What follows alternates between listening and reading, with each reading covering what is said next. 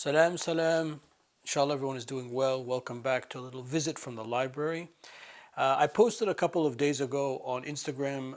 I was looking for something in one of my shelves. I knew that it looked like this and it had a spiral. I usually print things if there are more than 40 or 50 pages with like a little spiral notebook and like a laminated clear cover and a back cover. Unfortunately, I couldn't find what I was looking for, but as I was looking, I found a copy of my master's thesis that I presented to Professor Said Hussein Nasr in 2005.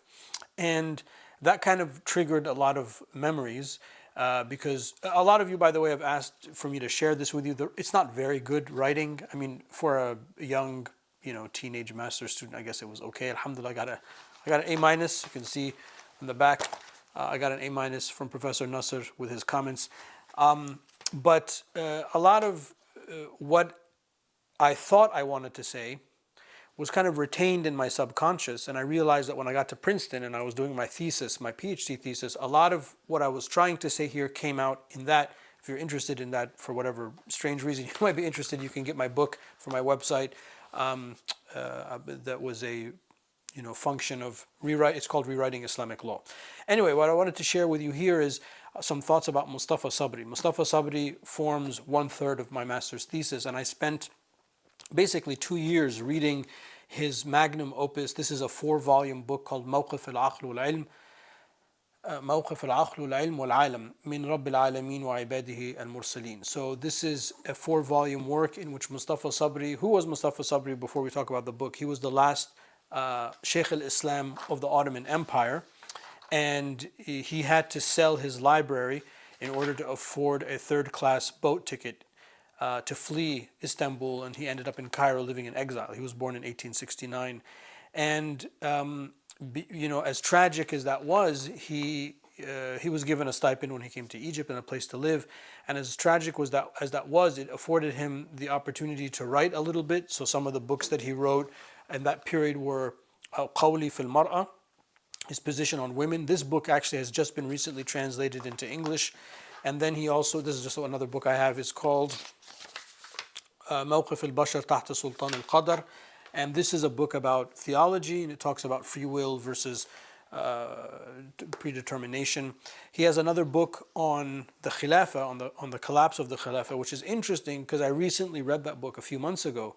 And when I was reading that book, I was like, this is so familiar. I'm like, this is exactly the way I think. And I thought like I was onto something.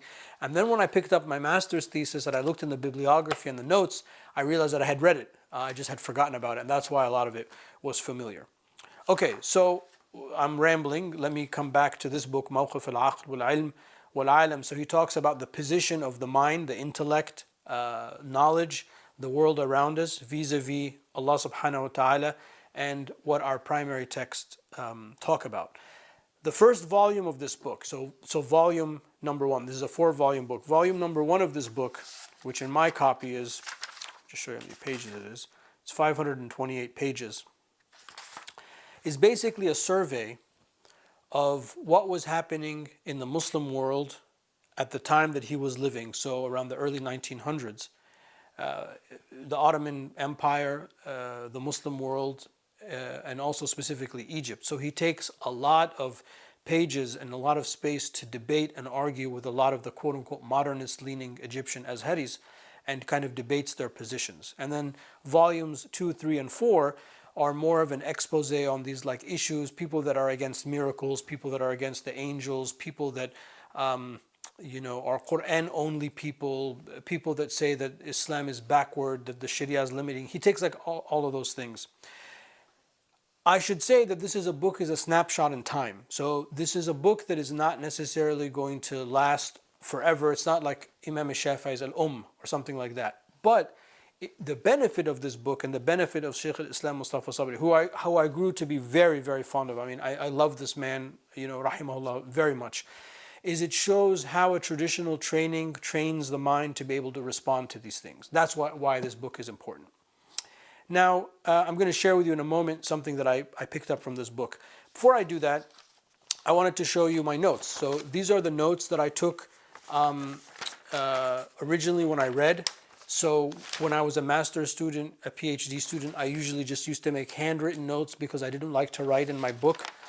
But I still have them and I keep them in a clear case like this. These are notes, by the way, that I made reading,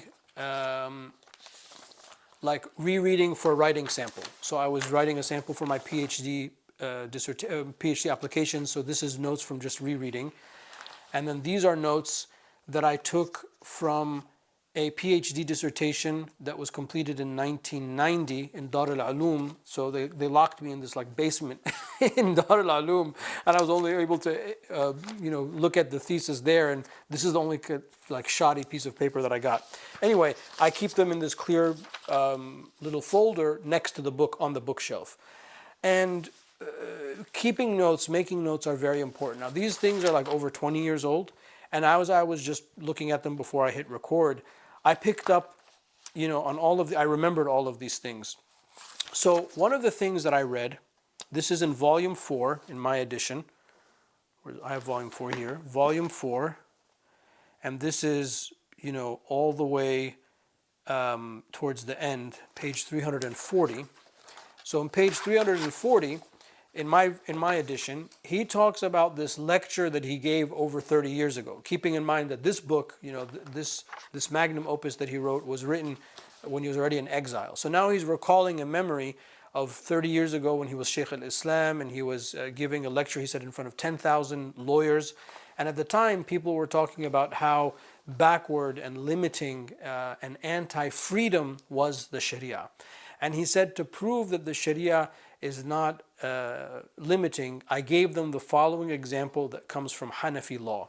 And I'm not going to read it because it's in Arabic, but I wanted to see if I could pick it up from my thesis, which is a very, very interesting situation. And he says that the legal issue is as follows, that there's a Muslim and a non-Muslim who are having a mixed claim on a boy.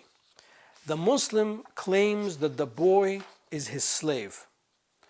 And then the Christian claims that the boy is his child. So he says, and this he says comes from the Hanafi literature, how is the Hanafi jurist supposed to judge? Do we say that the boy, we do ilhaq, we connect the boy to the Muslim, so therefore we preserve the Islam of the boy? Here he's talking about a young boy, like an infant. We preserve the Islam of the boy, but then the boy is a slave. Or do we do ilhaq, we connect the child to the dhimmi, so he will lose the Islam, but he will be free. So Mustafa Sabri says that in the Hanafi madhab, the correct position is that the boy should be given to the non-Muslim. And he argues, or he says, he highlights that the Hanafis argue, that the freedom that he will win in that position by going to the dhimmi, the non-Muslim, is greater than the Islam in captivity or the Islam in servitude that he will win with the Muslim, saying that the opportunity to find Islam always presents itself, but the opportunity for freedom in such a case might only come once in a lifetime.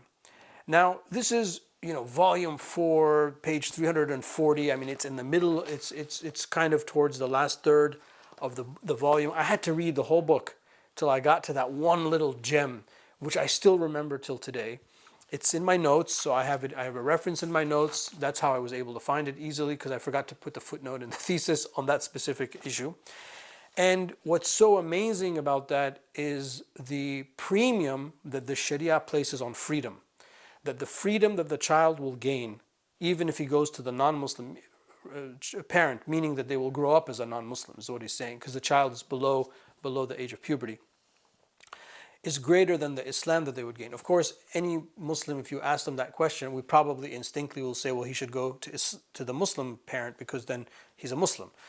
But he makes this argument that freedom is so important. And it got me thinking about, we hear that word a lot, freedom. As an American, we talk about the land of the free, the home of the brave, and all of that kind of stuff. But really, what is freedom? And do we cherish and do we acknowledge, alhamdulillah, that we have some types of freedom? The reason freedom is very important is when I got to Princeton and I was doing the dissertation and I was talking about codification, one of the things that I came across is that one of the things that legal scholars have, including Muslim legal scholars, is that the fact that we keep having laws, or like in our world, like the fact that we keep having fatwas about things, is actually a bad sign. It's not a good sign, because it means that there's so many problems that we now have to enact legal instruments. And in the act of enacting legal instruments, we are now going to restrict something that naturally was open. And in Islamic law, we have this concept that the natural default position of things is that they're permissible, easygoing. We call it al-bara'atul asliya. It's a presumed position of innocence, of initial innocence of something, so on and so forth. But when we have to come and articulate a law, already we've kind of lost some of that freedom, because now we have to restrict it and we have to put something around it. I know that's a concept that might be hard for us to grasp, but I wanted to throw it out there to get us thinking about it. And I hope you found some of this rambling useful. I'm a little nostalgic because I've just spent some time, in my 20-year-old self. But the last thing I'll say is the importance of reading and making notes, whether your notes are like this or on note cards. Sometimes I make notes on note cards. Sometimes I do them in the book. If it's a longer book, I'll actually take a notebook and actually make the notes in the notebook so I can preserve it. But it's very important, because then you have a reference to go back to in the future. I hope you find that useful. Talk to you soon. Be well. Assalamu alaikum wa rahmatullahi wa barakatuh.